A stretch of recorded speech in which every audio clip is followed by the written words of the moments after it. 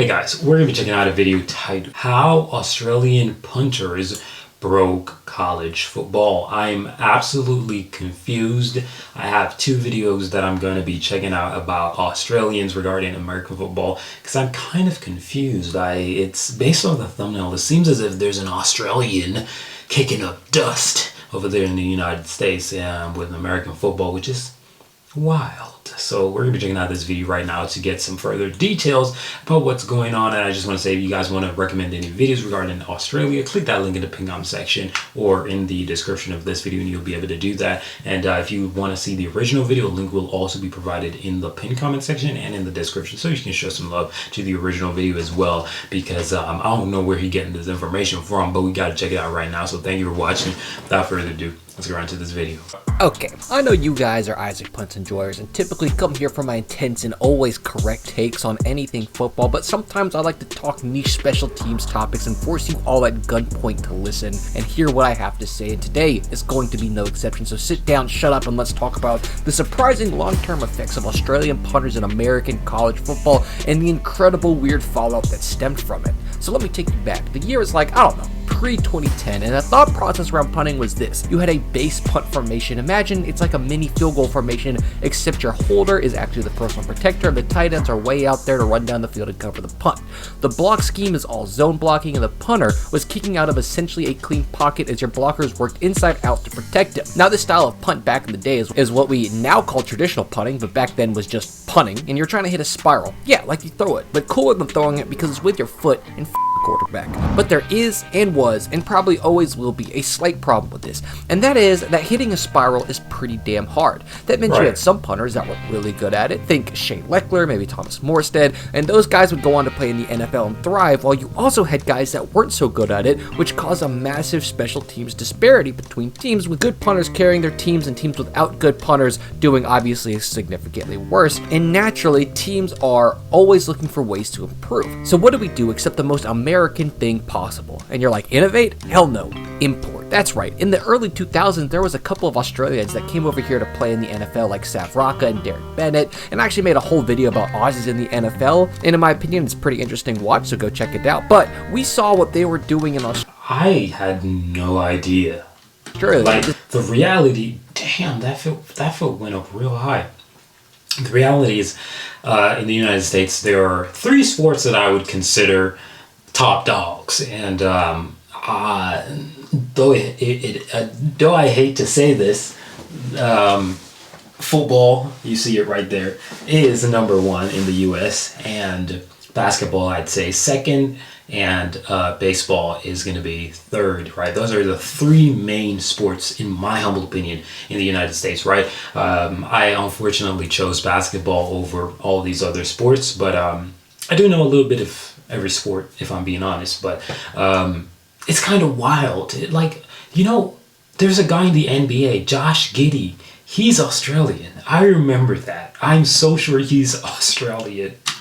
This game called Aussie Rules Football, and we're like, my god, this is a punter breeding ground. So we started bringing in a few Aussies, and at first it was a trickle. A few here, a few there, mostly on the West Coast because of proximity to Australia and all that, but this weird thing started happening. They started being really damn good, and not just like a little good. I'm talking about dominating American punters. This was due to a few things. First, they have natural leg talent because they've been kicking a ball since they were fresh out of the womb, so literally their entire lives. They also used a different technique than almost all Americans. They began to hit what we call a drop punt, where you tilt the nose down, and instead of spiraling it, you hit it end over end, and this is pretty neat for a bunch of reasons. It's much of a more consistent style to punt since you don't have to hit the sweet spot on a spiral, which is incredibly small and hard to do, with the miss hit of not hitting the sweet spot being a significantly shorter punt than before. You can also just smack the ball as hard as you want, and the whole goal is driving it downfield. Now, there are downsides to hitting this style of punt, like you can't hit it as far as a pure turnover spiral, and you can't hit it as high. But the thought process is you're trading in hitting either a 55 or 35 yard punt to now you're going to be hitting somewhere between a 42 and 47 yard punt every time. On top of that, it played really well with this new style of protection called the shield punt, which was developed around the second skill that Aussies had, which was punting on the move thanks to Aussie Rules Football.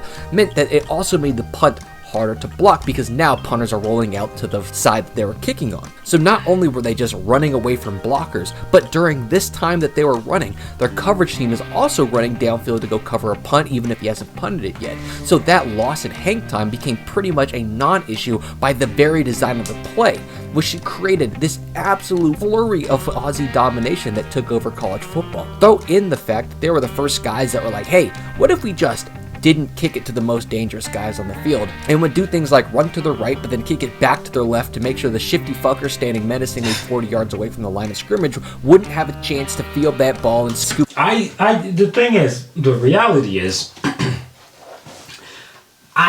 okay, this may sound weird, but there's a lot of similarities between American football and the AFL, right?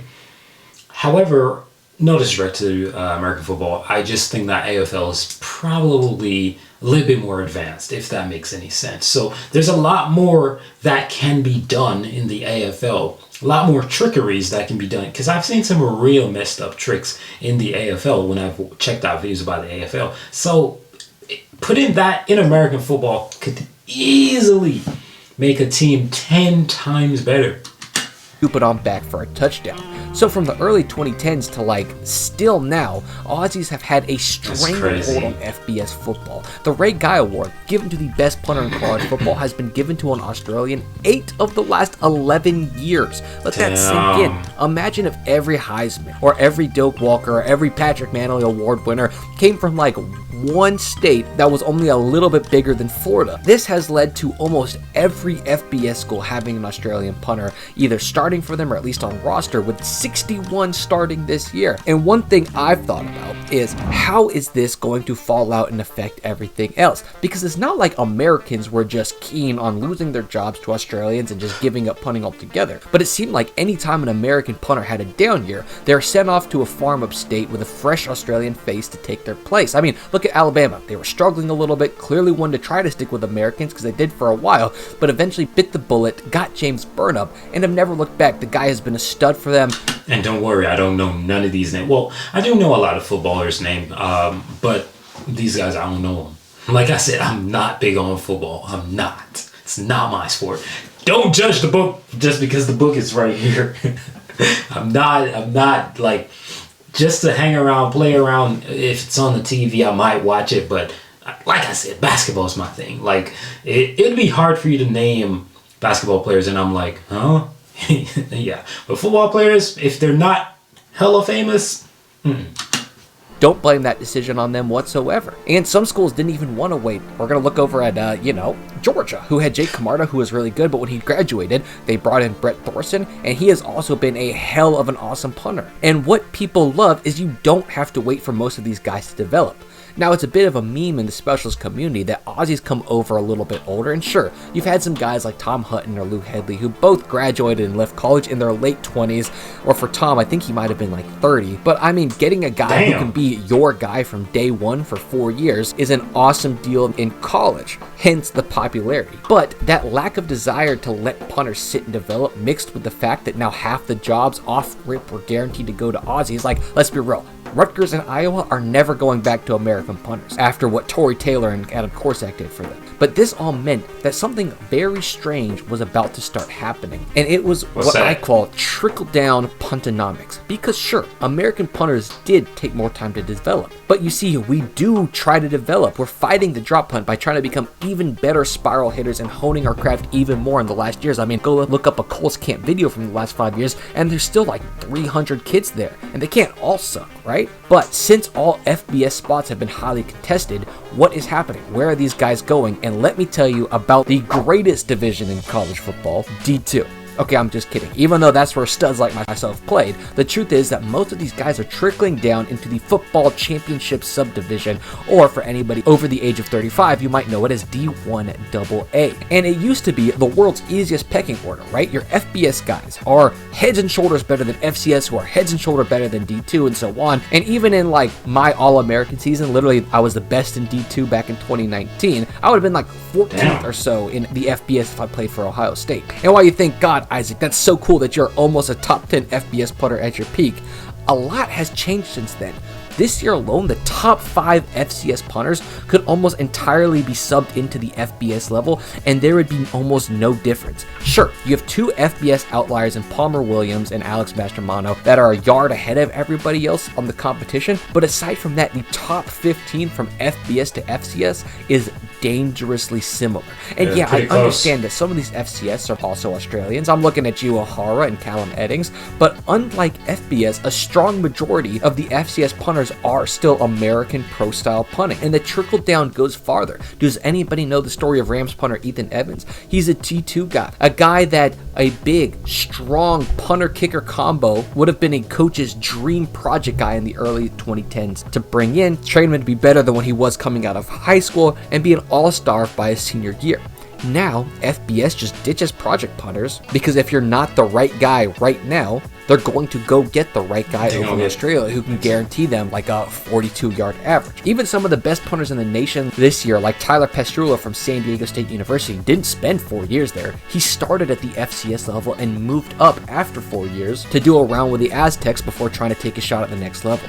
But this leaves guys like Jeffrey Yerk, Elon's punter, with a 47.9-yard average, James Platt from Citadel with a 47.3, Sam Johnson from Valparaiso. That's a lot of distance. Prezo, who's still above 47, Hunter Green from Northern Colorado, Finn Lapin, who's actually an Aussie, but these guys are all putting up numbers that notoriously have not just gotten punters looks at the next level, but legitimately drafted, and these guys are all in the FCS. I mean, trickle-down punting has taken such an awesome and unexpected turn, and I think it's about to get even crazier. You see, FBS coaches are going to have to cut rosters down to 105 people, and likely a lot of the guys getting cut are your 3rd and 4th string punters, guys hoping that they can come on their develop, maybe guys that coaches saw that talented but aren't just ready yet and are now about to get released into the market, meaning that 12 years ago we started bringing in a couple funny hoppy kicky guys, and today we have the most talented FCS punting core that I think we've ever seen, that for the first time ever rivals the talent of FBS, and I just think it's neat. So be prepared in the next 3 or 4 years to start seeing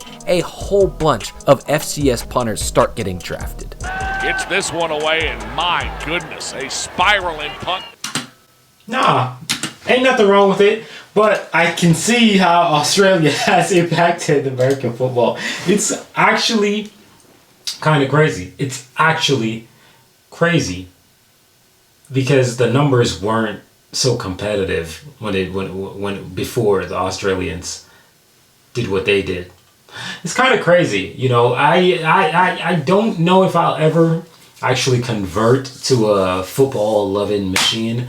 I don't think so, because you know, it's, I think like with the culture in the US, it's just like you pick something, that's it for life, you know. It's just like car culture. You choose a Mercedes or BMW or Audi. It's like you stick with it for life. So because I already, you know, like my basketball is not on a shelf. I don't have a basketball on a shelf, you know, but I got the football. You know, the football is just there, but the basketball actually gets used, you know. So yeah, but football is pretty fun. Football is pretty fun, and the freaking putters, man, they got some strong ass legs. But what I can say is, based on what I've seen with the AFL, Australian putters would be insanely great in the you know, NFL. So it's quite obvious that they would make a great impact. Like they literally are so strong, and they do way more than, you know, what you'd say NFL players, in my humble opinion. But respect to both sports. Let me know what you guys think about this, and I'm out of here. Peace.